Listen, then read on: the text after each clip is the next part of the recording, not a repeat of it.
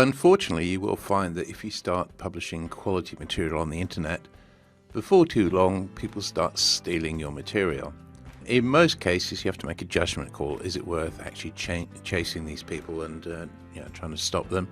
Are they making any money out of you? More importantly, are you losing any money because of these people? Possibly not, but you might be losing reputation. So where possible, do try and take action, I would recommend. Now, there's a whole load of online checkers you can use. So things like copyscape.com, I'll fire that up in a minute.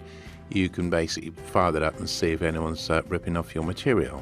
Now, if you do decide that someone has, shall we say, borrowed your material, in the first instance, you can just try contacting them. If they've stolen your material, they're very unlikely to respond. You can try contacting the people that they use for publishing their website.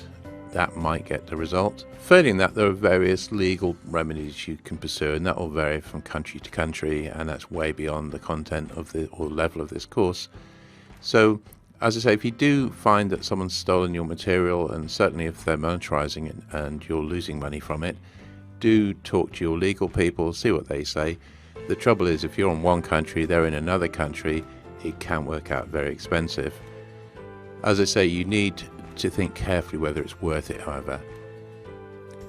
Now here's Copyscape, that's just one example, and what you can do is you can type in a URL of one of your pages, and then it will just examine all the other pages that it knows about and look for similar content.